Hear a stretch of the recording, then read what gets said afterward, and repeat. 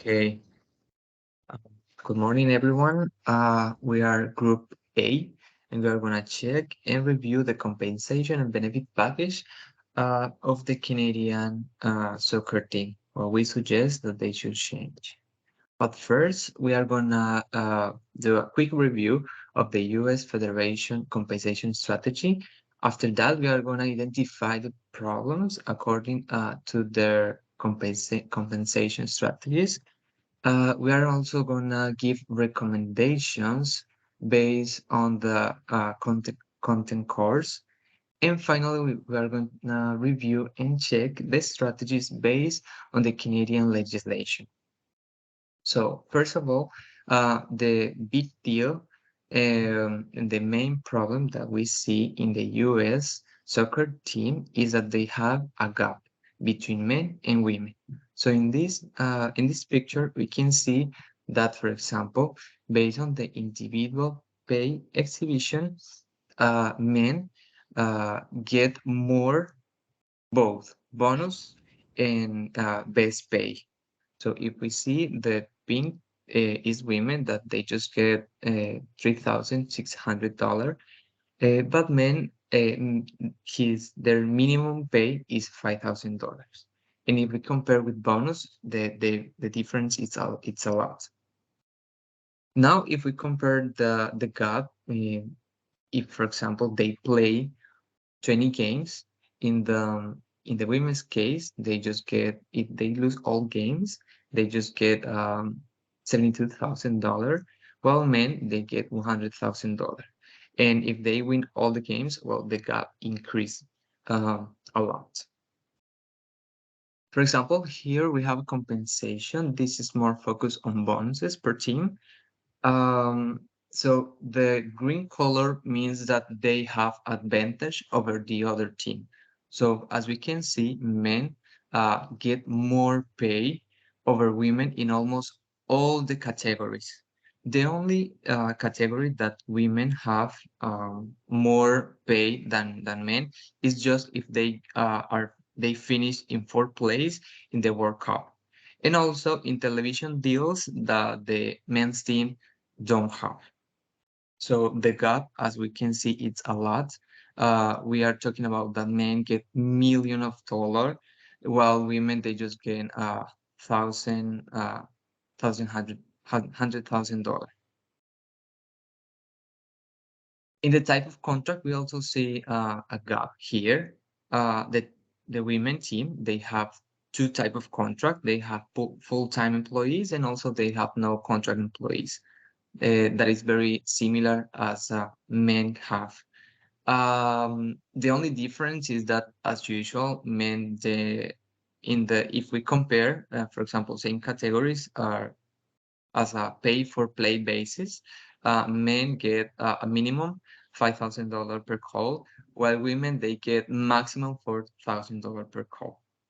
So in summary, we can see that there are like four different problems between both teams in the US teams. First of all, is the difference is in the type of contract. The second one is the different base pay agreement, which means that is in the base pay component. Also, we see difference in bonuses agreement. This is related to individual and group performance. And finally, we see difference in television deals that is related with indirect pay. So now Rag is gonna continue with this part. Okay, thank you so much. My name is Santarak. I'm a part of Team A. I'm gonna present a little bit right now about lesson learned.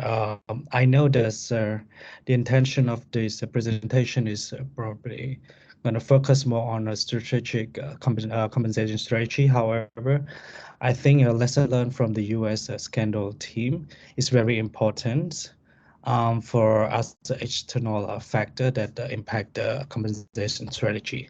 So what we can learn so far, there's 2 points. First of all, it's involving the third party.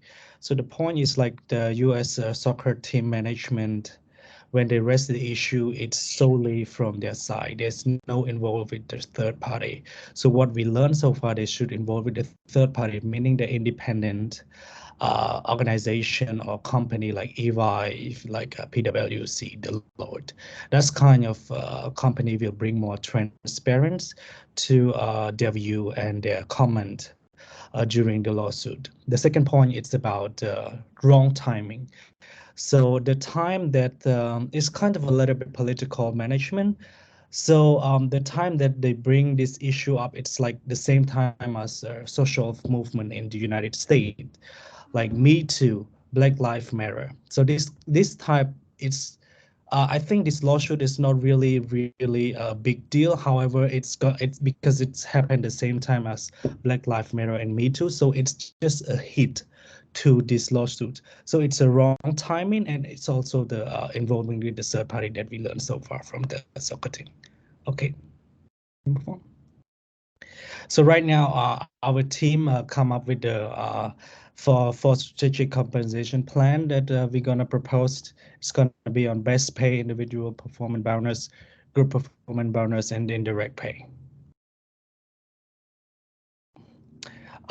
So first of all, we are gonna talk about the compensation strategy best pay. Well, I just want to raise some a little bit highlight. That's CFL, it's a Canadian Football Leagues, and NFL, it's National Football Leagues. Canadian Football League is the national soccer team that is the highest ranks in Canada, and NFL, it's the yeah counterpart is from United States, also the national team. So you can see the best pay annually, the big gap between them. The minimum pay for each player is 68,000 annually, while the United States 85,000 annually. And for the record, the highest pay that I researched, it just shocked me. In 2022, the highest paid for the player, I forgot his name, but it's of 550,000, while the United States it's $45 million. So it's a really big gap for one, just the highest paid for one player. So we propose the strategy as like this. So the best pay, uh, we consider to the market regional price. Best pay, we propose 90,000 to 120,000 minimum pay based on the market, Canadian market, also the regional price market. Just imagine that's player from Canada and US meet each other, and then they ask, hey, how much you paid? And then the big gap, it's so much. So it's kind of an motivation for each player. So we consider based on the market price, also regional price. And then we also consider based on the performance of each player, attendance, and then the training, and then the group playing. That's what we all consider in one part for the base pay that we pay for the player. The second part, individual performance bonus, we designed for three criteria. Best player, goals, and making many appearance. Best player, we know that there's a lot of position for the soccer. I'm not professional, but however, I researched there's some goalkeeper, defender, midfielder, and forward. They are very important. So we designed this as 100% of performance bonus pay. So we divided 40% for the best player, 40% for the goal. Whoever is scoring a lot during the competition, he gonna get 40%. However, we also need to treat the best player because soccer, we need a team to accommodate together. And making many appearance, it's 20%. It's such it's like the team player when you have a lot of competition. So we also prioritize whoever making many appearance as much as possible. For example, if you have 10 composition, and then that player can come all of that 10 times. So we also bonus them with 20%, because in a soccer team, some player they sign with another league or a team, football team, so they cannot making as many as appearance. So we're gonna prioritize and give the performance bonus to the making many appearance. Can you go on? Yep. And a group of bonus pay, of course, we're gonna give this bonus pay to in a very specific occasion. For example, when the team make to FIFA regional competition, North Americans, EU, Olympics. So if the team make their way to entry all of that world state competition, so we're gonna give the group bonus pay. Our group just want to highlight that you need to treat men and women equally. However, because this is the national reputation for the Canada, so you need to pay if a men and women very equals on that group bonus pay. Can you go on? Yes. Last but not least is our last one strategic that we recommend is indirect pay. We put it into four criteria. First, medical insurance, weight loss benefit, vocational, and sovereign pay. Of course, you need to give the player medical insurance, life insurance, 100% coverage, weight loss benefit. So we put into three part. Temporary total disability. We cannot give the specific amount, how much money you should pay. However, we can recommend the time weekly for minimum 2 years. You should pay like that for the player that have the temporary total disability. Partial disability, you should pay monthly for minimum 3 to 5 years. And permanent disability, specific amounts annually. Vocational rehabilitations in case the player cannot going back to the field.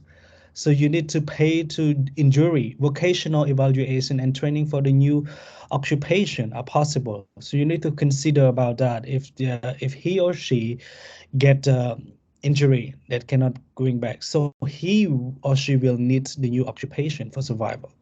Sovereign pay, you need to pay the amount that depend on the number of credited season. So I mean credited season, for example, if you recruit one players and then he want to quit after one credited season, so he asks for sovereign pay. That's not possible. So he or she need to play in the team at least 2 or 3 credited season, and after that we're gonna pay their sovereign pays. So all of that we should consider and put into a new strategic compensation plan for the Canadian soccer team. Thank you. I will move on to my team. Thank you, Rak. So I'm Bhagya Rajakarna. So before moving to the impact of the law of compensation plan, let me give a brief introduction to the employment and labor laws in Canada. So employment law in Canada is ruled by employment contracts, statutes, and common law.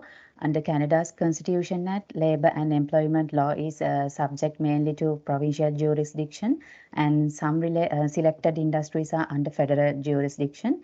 In Canada, workers are categorized into three categories as employees, dependent contractors, and independent contractors. These types are determined based on to whom they perform work. So if I relate this topic to football, the process of negotiating and finalizing the contract of professional football players should comply with three legal frameworks. So the first one is provincial and federal legislation. As many professional football leagues in Canada are cross-border, such clubs should comply with the laws of each jurisdiction they operate. So also football players need to comply with the global football FIFA regulations. And the third legal requirement is collective bargaining agreements. In a collective bargaining agreement, owners and players negotiate their terms and conditions, including the players' wages, benefits, duties, which benefit the team as a whole. So in the recent past, the Canadian Football League Players Association has rectified a collective bargaining agreement that break down the league's future salary cap and minimum salary for each player, plus their benefit and compensation. The CFL minimum salary will increase to $70,000 in 2023 and $75,000 in 2027. That minimum will apply to players regardless of the roster designation. That means national, American, or global. but previously global players were limited to contracts of $54,000, which is lower than the league minimum. So in our case, we have selected 3 legal acts to describe how the Canadian Soccer Association incorporate the legal considerations in formulating future compensation plans. So the first one is Canadian Human Rights Act. The act says it is considered discrimination when an employer establish different wages between men and women who are performing work of equal value. Therefore, it's clear that the Canadian Soccer Federation is bound by the law to pay equally for the players who perform equally. So the assessment of the value of the job done is also described in the Act. As per the Act, criteria to be applied in the composition of skill, effort and responsibility required in the performance of the work. Therefore, when deciding the base pay, Canadian Soccer Association should consider the skills, efforts of the players since it's a requirement provided by the law. So to describe the impact of other acts, I will invite Nilupama. Thank you.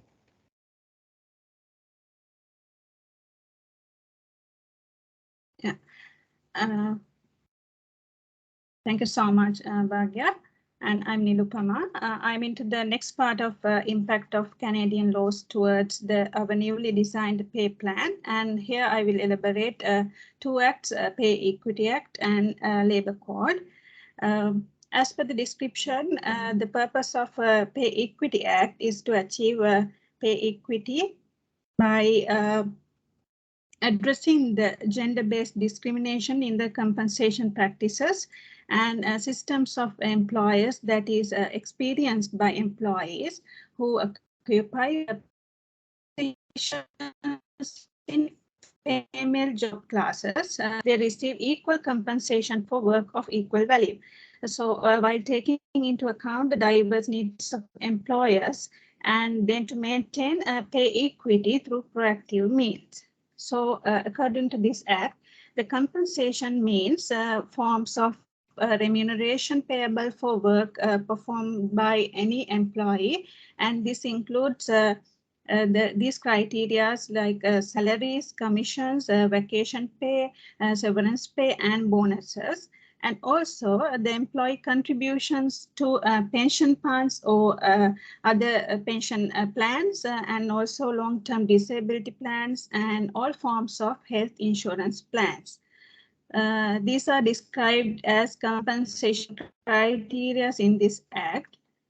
So this provides a basis for measuring the value of a job and decide compensation formula for the employees. So according to this notion, we have suggested both female and male soccer players should be assigned equal base pay and bonuses based on the value they create towards the team and also the performance they display while being a team player.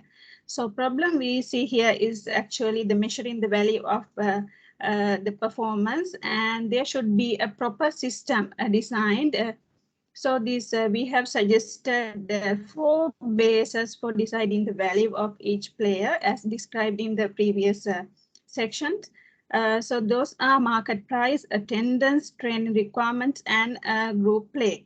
So based on these weightages of these each criteria can easily measure the value of performance of each player so that we can have transparency in deciding the value of each player and maintain pay equity.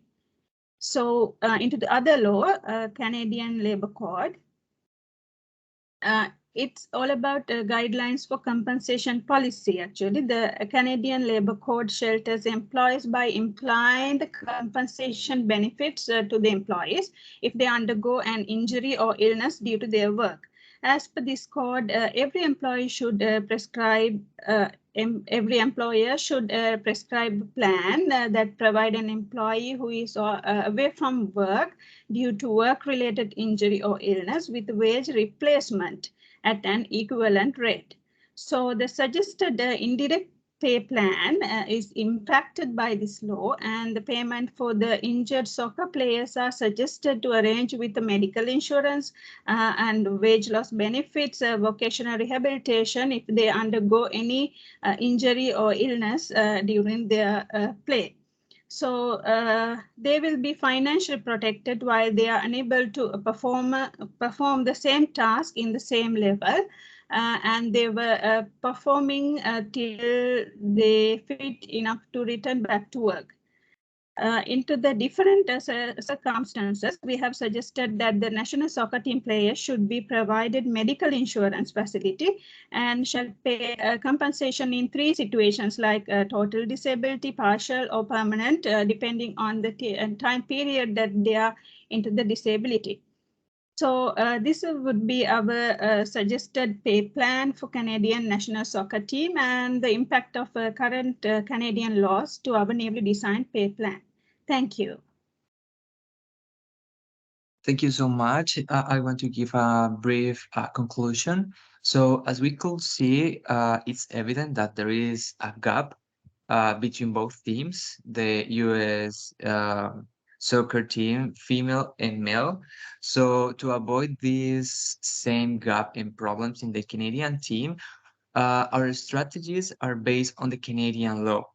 So first of all, we cannot give different payment to both teams while they are performing the same job. So in that case, that is why we propose the same base pay.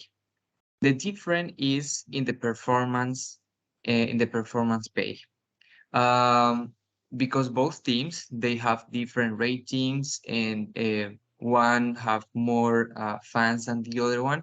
So we propose that even the range for bonuses, they should be same, but the payment is different. It's according to their performance. And finally, based on the Canadian Labor Code, also the national team should give them a plan if they get injured or ill because of the job. So in conclusion, that is all our presentation. Thank you so much.